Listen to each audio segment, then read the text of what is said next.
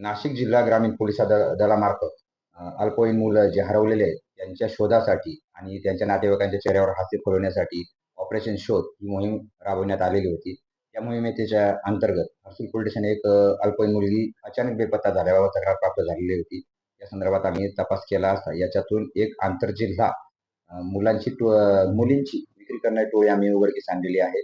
सदरबाबत अधिकची माहिती अशी की ही मुलगी जी गेली होती तिचा आम्ही शोध घेतला असता संगमनेर तालुक्यात ही मिळून आलेली आहे. तिच्याकडे आम्ही बाकी तपास केला असता आमच्या अशा लक्षात आले तर सदर मुलीला कपडे आणि मोबाईलचा आमिष दाखवून आणि लग्नाचा आमिष दाखवून तिची विक्री 2 लाखामध्ये संगमनेर तालुक्यात करण्यात आली होती.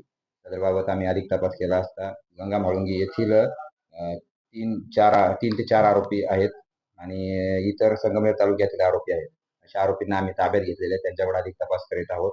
त्यांनी सदर मुलीची विक्री कशी, कुठे, कोणाला केली याबाबत अजून लिंक आहेत का, अजून मुलींची अशी विक्री करण्यात आलेली आहे का याबाबत तपास करीत आहोत. सदर कामगिरी ही माननीय पोलीस अधीक्षक डॉक्टर स्वामी नाशिक ग्रामीण, तसेच माननीय अपर पोलीस अधीक्षक माननीय विमला मॅडम, तसेच SDPO पेठ माननीय वासुदेव देसले सर यांच्या मार्गदर्शनाखाली सदरचा तपास मी स्वतः API Borse Harsul police station या गुन्ह्याचा तपास मी करीत आहे. माझं नाव आनंदा मोंडे, सुरेश धर्मा फसाळे. हे वारंवार मुलींना किडनॅपिंगच्या ह्याच्यात हे करते. यांच्यावर इथून मागे पण खूप संशय आहे आमचं आणि इथून केले त्यांनी या गोष्टी. त्यांना जोडी एक ठोकोबाई लक्ष्मण माळेकर, माजी जिल्हा परिषद सभापती यांची पत्नी ती. यांचं पण राजकीय क्षेत्रात असून तरी पण आमच्या आदिवासी समाजाच्या मुली वारंवार यांनी किडनॅपिंग केले आणि इथून माग लग्नासाठी आम्ही दाखवून विकल्या गेल्या नाही यांनी. यांच्यावर कठोर कारवाई झाली पाहिजे हीच आमची विनंती. माझं नाव मनोहर गौरव खोडे.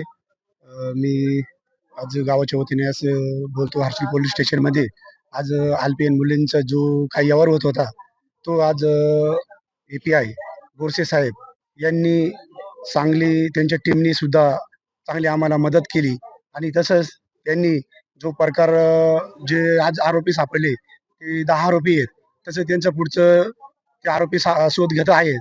तशी आम्ही सर्व साहेबांचं आणि सर्व त्यांच्या टीमचं मी आभार मानतो.